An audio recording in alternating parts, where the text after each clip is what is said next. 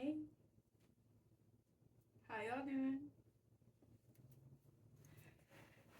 Hey guys, I'm Taylor, and today we are going to be going over my MEPS experience, okay? We're going to be going from the beginning to the end. I'm going to try my absolute hardest not to be jumping from all over the place. I'm going to try to keep it from A to B. Okay, so I have it written down right here. So let's start from the beginning. So your recruiter should be sending you all the information that you'll ever need, okay? He's going to be sending you stuff to print out, and one of those things, well, I got two things, but one of them was like my medical record, which I need to bring with me to ASVAB, to MEPS to take my ASVAB, and then you should also make sure you have your ID and your social. You'll need your ID and your social for both days. Both days if you're doing what I did, ASVAB for one day, and then medical for the second day, which most people will do their first time going to MEPS. Um, so make sure you have that. It's really important, and make sure you have your paper. You're not going to need much on you, on your body. So day one, I went to MEPS. I got there at 11:30. The location was in Dallas, so 36 minutes away from my house. I got there, checked in, real easy, walked the front door. They send you through a metal detector, and simple. They instruct you where you're supposed to go, and then you check in front office, check in with your liaison, and then check in with the person who's going to be conducting your test. Once that's all good, they take your social, your ID, make sure everything's right. Then you will go to take your actual test. For me, the test was easier than I thought. There was more time than I thought there was going to be. I thought there was going to be like 60 questions, 50 minutes to do it type situation. But no, everything was spaced out pretty well. It wasn't set up for failure, honestly. And if you studied like I did, you'll be nothing but prepared. I studied the ASVAB for Dummies, and it's a free PDF you can find on Google. I'll try to have it in my description below. And I also studied Quizlets, not that much though, because I don't really like studying on technology. And I also studied like apps. Like I downloaded like an ASVAB app that was supposed to help you out. And like all those platforms were much harder than the actual test. So if you study those, you'll be fine, I believe. I did end up passing my ASVAB with a 65. So a pretty good score, above average. And job opportunities were really good for me because I studied so much for the ASVAB. Okay, and so that's day one. I checked out. I did leave. If you check out from ASVAB and you want to ride the bus to the hotel, you stay, and they'll tell you what to do then. But I had a ride. My mom was my ride, and so I got in the car with my mom. We drove. We got food, and then I went to the hotel. And so when you go to the hotel, instead of checking in like you normally would at a hotel, you would go to a separate location. It's still on the first floor for me, at least for me, and it's a whole nother room. It's and that. There's other people in there. You're gonna watch a video telling you what to do, what not to do, and how this whole process is going to go. Once you get in line, I got lucky. I saw somebody I went to high school with. She's doing the Marines. I'm doing the Air Force. So when you're there, just gives you an idea that you're going to be around everybody. You're not going to be separated by which branch you're doing. You're going to be around every single person. And then, so we waited in line. Oh, that wait was, I was standing in that room, in that line to get my key card and check in, like officially, for about an hour and a half. Like it was just one lady doing it, and she needed help because the process was too slow for my liking. But it just gives you an idea of how it's going to be. Like you're going to have to be waiting. So yeah, that was that. I got my key. I ended up rooming with that girl I saw online. The curfew was 10 p.m. Don't break that curfew, or there are consequences. We saw that as a group of what happened if you break that curfew. And they're going to tell you what time to wake up. They say that there is a wake-up call. Rumor has it that it didn't actually call them, so set your own alarm. But I set my alarm for 3, so I wasn't even in the room when the alarm went off at 3:50. I was already up and ready to go. They did say be downstairs and ready by 4:15, I believe. Don't quote me, just around that time. So I checked in in line, got what I needed, and then I got breakfast. Make sure you eat breakfast. It's gonna be a long day, okay? Oh, this is day 2, by the way. But this is gonna be a long day, and you need breakfast, okay? So eat whatever you can. I know, like the people are like, don't eat the eggs. I didn't eat the eggs, but I got some French toast. I ate an apple and I got some water. You need to have some feel for this day that you're about to go through, because day 2 is medical day. You're gonna be poked and prodded at, and you're gonna be standing in lines all day, all day. I think I didn't go home until 4. I got there at the MEPS location at 5. And I don't even know if 4 seems a little early for me, okay? So that's just, it was early. It was, yeah. I put this back in the beginning, but I went to MEPS December 26th through 27th, so not even a month ago, so this is still fresh for me.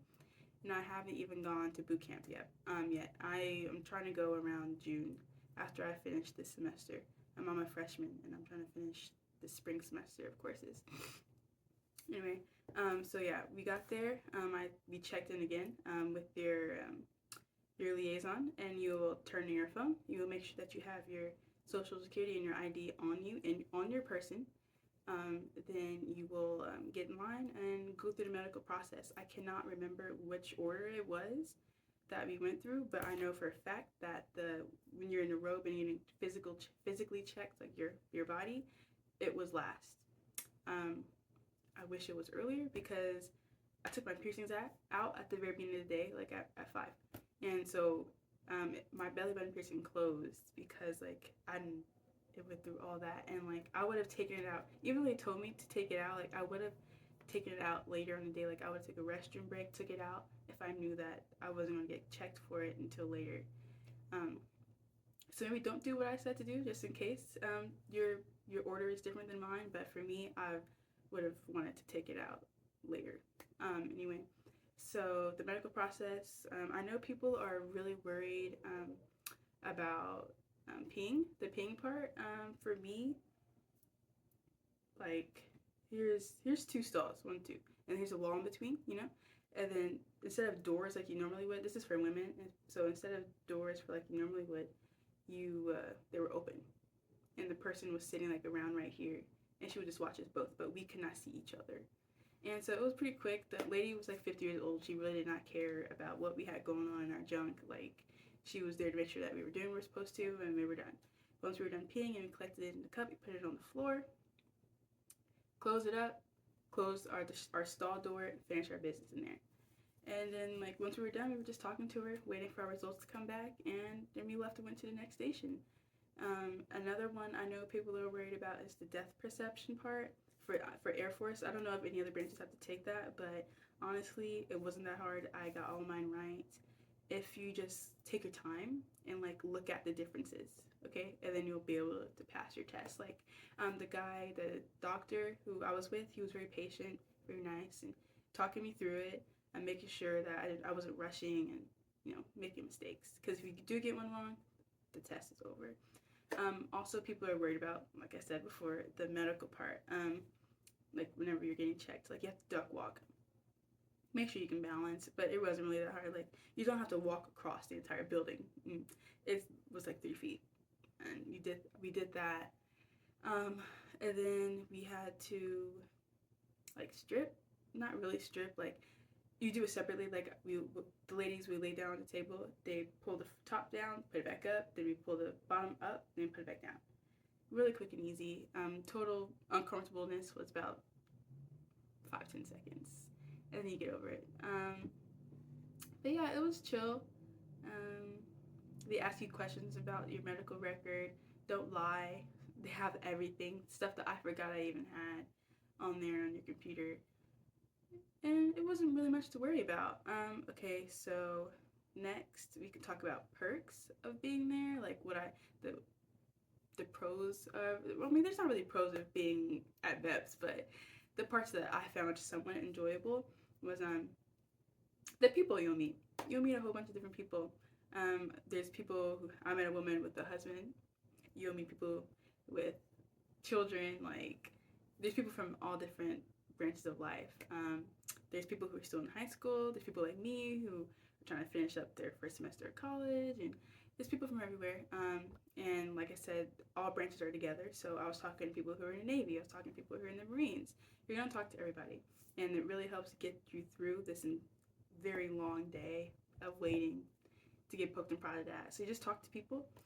For me, like my group was pretty big. Even though like I went the day after Christmas, like the 26th and 27th. I didn't think that there's going to be that many people, but there actually was. And so like our group with collective talking, we can get loud, and so like everybody was grouchy and they're like, shh, be quiet, and that, da, da, da.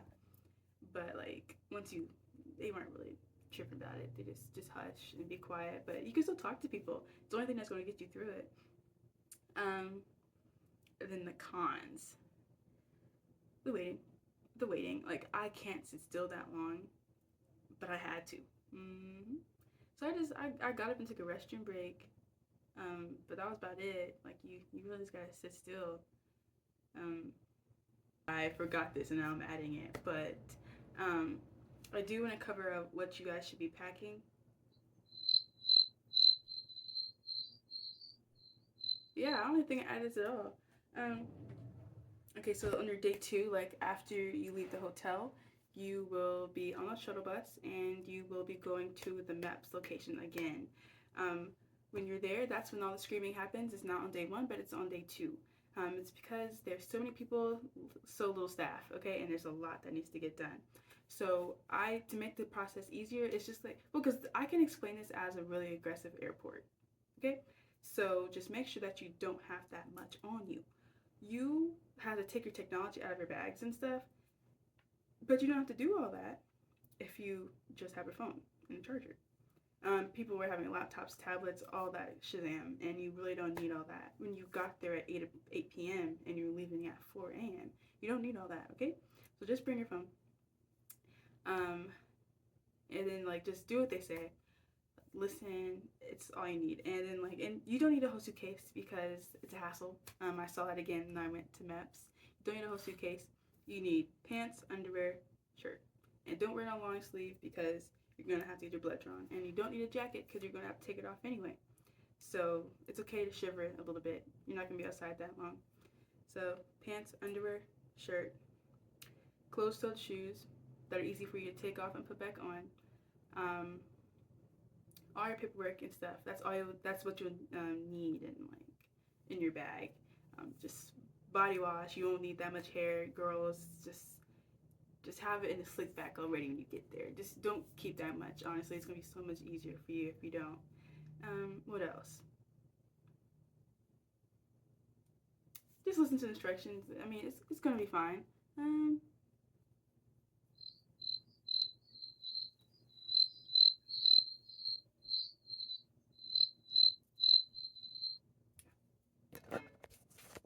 Like I said, my recommendations are be friendly, talk to people, study for your ASVAB, get good rest, okay? Because it's going to be a very long day. Like you can't have snacks, you can't have nothing. So eat your breakfast, stay hydrated, okay? I hope what I said is helpful for you guys. I hope it can be applied to whenever you go to MEPS. But other than that, like y'all got this. And if I can do it, you can do it, no doubt. And good luck.